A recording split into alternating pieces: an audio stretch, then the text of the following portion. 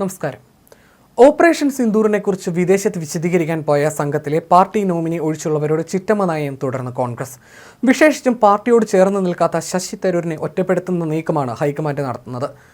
Operation സിന്ദൂറിന് ശേഷം ഭീകരതയ്ക്കെതിരായ ഇന്ത്യയുടെ ശക്തമായ നിലപാട് എടുത്തു കാണിക്കുന്നതിനായി അടുത്തിടെ 30-ലധികം രാജ്യങ്ങൾ സന്ദർശിച്ച 7 ബഹുകക്ഷി പ്രതിനിധി സംഘങ്ങളിലെ അംഗങ്ങളുമായി പ്രധാനമന്ത്രി നരേന്ദ്രമോദി ചൊവ്വാഴ്ച കൂടിക്കാഴ്ച നടത്തിയിരുന്നു. ഇതിനു പിന്നാലെ പാർട്ടിയെ വെട്ടിലാക്കുന്ന പ്രസ്താവനകൾ നടത്തരുതെന്ന നിർദ്ദേശം കോൺഗ്രസ് പ്രതിനിധികൾക്ക് നൽകി ഹൈക്കമാൻഡ് നിലപാട് കടുപ്പിച്ചിരിക്കുകയാണ്. ഡൽഹിയിലെ 7 ലോക്ക് കല്യാൺ മാർഗിലുള്ള പ്രധാനമന്ത്രിയുടെ വസതിയിൽ ചൊവ്വാഴ്ച നടന്ന കൂടിക്കാഴ്ചയിൽ പാർട്ടി പരിധിക്ക് പുറത്തുള്ള എംപിമാർ, മുൻ പാർലമെന്റ് അംഗങ്ങൾ, മുതിർന്ന നയതന്ത്രജ്ഞർ എന്നിവരുൾപ്പെടെയുള്ള പ്രതിനിധി സംഘം വിദേശ നേതാക്കളുമായും പ്രതിനിധികളുമായും ഇടപഴകിയതിന്റെ അനുഭവങ്ങൾ പങ്കുവച്ചിരുന്നു.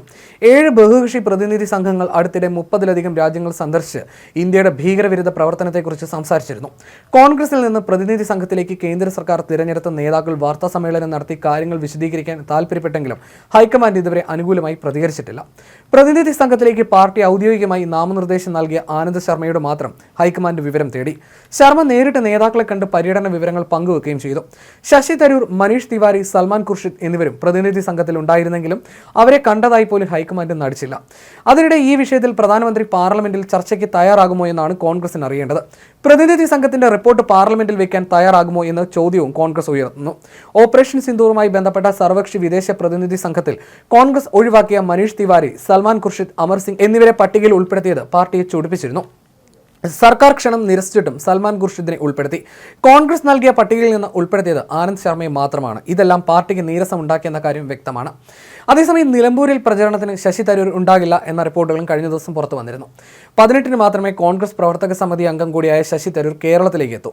നയതന്ത്ര ഉത്തരവാദിത്തങ്ങൾ കുറച്ചുകൂടി പൂർത്തിയാക്കാനുള്ളത് കൊണ്ടാണ് കേരളത്തിലേക്ക് വരാൻ വൈകുന്നത്. നിലമ്പൂരിൽ 19-നാണ് തെരഞ്ഞെടുപ്പ്. പരസ്യ പ്രചരണം 17-ന് തീരും. അതുകൊണ്ട് 18-ന് കേരളത്തിലെത്തുന്ന തരൂരിനെ പ്രചരണത്തിൽ നിറയ്ക്കാൻ കോൺഗ്രസിന് സാധിക്കില്ല. ഉപതെരഞ്ഞെടുപ്പ് വേദികളിൽ യുവാക്കളെ ആകർഷിക്കാൻ കോൺഗ്രസ് പലപ്പോഴും താരപ്രചാരകനാക്കിയത് തരൂരിനെയായിരുന്നു.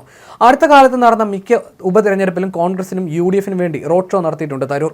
കോൺഗ്രസ് വിടുമെന്ന ഊഹാപോഹങ്ങൾക്കിടെ ഓപ്പറേഷൻ സിന്ദൂർ വിശദീകരിക്കാൻ കേന്ദ്ര സർക്കാർ നിയോഗിച്ച സംഘത്തിൽ ഉൾപ്പെട്ട ശശി തരൂർ കഴിഞ്ഞ ദിവസമാണ് ഡൽഹിയിലെത്തിയത്. ഓപ്പറേഷൻ സിന്ദൂറിൽ ഉൾപ്പെടെ മോദിയെയും കേന്ദ്ര സർക്കാരിനെയും നിരന്തരം പുകഴ്ത്തുന്ന തരൂരിനെതിരെ നടപടിയെടുക്കുന്നതിൽ കോൺഗ്രസിനുള്ളിലും ആശയക്കുഴപ്പമുണ്ട്. ഓപ്പറേഷൻ സിന്ദൂർ വിദേശ രാജ്യങ്ങളോട് വിശദീകരിക്കാനുള്ള സംഘത്തിൽ ഉൾപ്പെടുത്താൻ കോൺഗ്രസ് നൽകിയ പട്ടികയിൽ തരൂരിനെ ഉൾപ്പെടുത്തിയിരുന്നില്ല. പാർലമെന്റിന്റെ വിദേശകാര്യങ്ങൾക്കായുള്ള സ്റ്റാൻഡിംഗ് കമ്മിറ്റി ചെയർപേഴ്സണായിട്ടും തരൂരിനെ ഉൾപ്പെടുത്താതിരുന്നത് ഹൈക്കമാൻഡിനുള്ള നീരസം കാരണം തന്നെയായിരുന്നു. ഈ ചർച്ചകൾക്കിടയിലാണ് നിലമ്പൂരിലെ പ്രചരണത്തിൽ നിന്നും തരൂരിനെ ഒഴിവാക്കുന്നത്. ചില നയതന്ത്ര ഉത്തരവാദിത്തങ്ങൾ ഉള്ളതുകൊണ്ടാണ് കേരളത്തിലേക്കുള്ള യാത്ര വൈകുന്നതെന്നാണ് തരൂരുമായി ബന്ധപ്പെട്ടവർ വിശദീകരിക്കുന്നത്. എന്നാൽ തരൂർ നിലമ്പൂരിനെ മനഃപൂർവ്വം ഒഴിവാക്കുകയാണെന്ന നിലപാടാണ് KPCC-ക്ക് അടക്കമുള്ളത്. നേരത്തെ മല്ലികാർജ്ജുൻ ഖാർഗെ കോൺഗ്രസ് പ്രസിഡന്റ് സ്ഥാനത്തേക്കുള്ള സ്ഥാനാർത്ഥിയാക്കിയപ്പോൾ അത് ലംഘിച്ച് സ്ഥാനാർത്ഥിയായത് മുതൽ തുടങ്ങുന്നു തരൂരിനോടുള്ള അകൽച്ച. അന്ന് തരൂരിന് ലഭിച്ച വോട്ടുകൾ നേതൃത്വത്തെ ഞെട്ടുകയും ചെയ്തു.